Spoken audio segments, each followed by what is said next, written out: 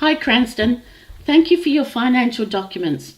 You chose to classify income and cost according to their type, e.g. rent, housing benefits, staff cost, etc. I thought you presented the information very clearly. Firstly, I'll talk about your balance sheet at the start of the year. The balance sheet is a financial document that presents an overview of all assets, liabilities and equity at a given point in time. In essence, the overall financial situation of a given entity. It is usually produced at the start or the end of the year. I agree with your balance sheet at the beginning of the year.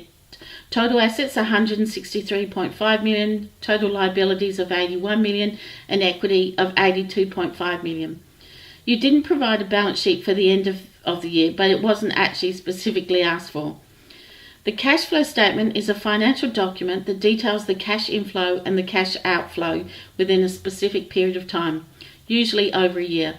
The cash flow statement shows how much cash the authority has at hand at the end of the year, or the monetary situation in terms of liquidity, which is a measure of the extent to which the authority has the cash to meet immediate and short-term obligations, or assets that can be quickly converted to do this.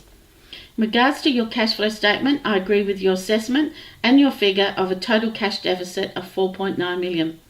Lastly, your income statement. The income statement details the yearly expenses, costs, income and revenue, basically the operation of the entity. Income statements are usually compiled yearly and refer only to the activities that took place during that given year. Income statements are extremely useful to assess the yearly performance of a given entity. I agree with your total income of 14.1 million, total expenses of 17.9 million, with a deficit for the year of 3.6 million. My only comment would be that you noted that income from rent was 6.8 million. In actual fact, the information provided does not stipulate there is a 0.5 million rent owing at the end of the year. Rather, it indicated income owing from tenants at the end of the year. This could be from rent or services. It may have been better to include a separate line in the income statement under expenses for other income owing from tenants.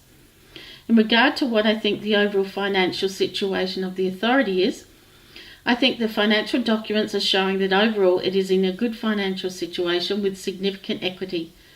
The financial strength ratio, current assets divided by current liabilities, is 2.02, which is acceptable.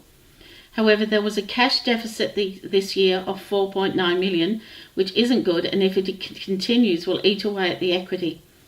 It also shows the authority does not have cash at hand and doesn't have high liquidity. The income statement shows a deficit of 3.6 million, indicating the authority did not perform well this year. In regard to where there is something I believe the documents are not showing, as you chose to classify income and cost according to their type, e.g. rent, housing benefits, staff costs, I can't see how the three areas are performing individually.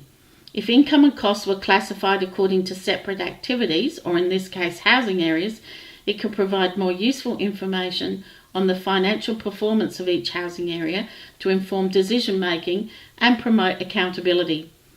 Tenants may also be interested in the financial figures for their own areas rather than the authority as a whole to answer questions such as are sufficient resources available for maintenance or renovation.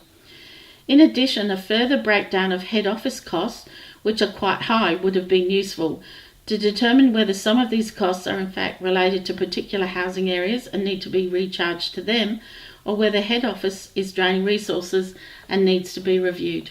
Thank you.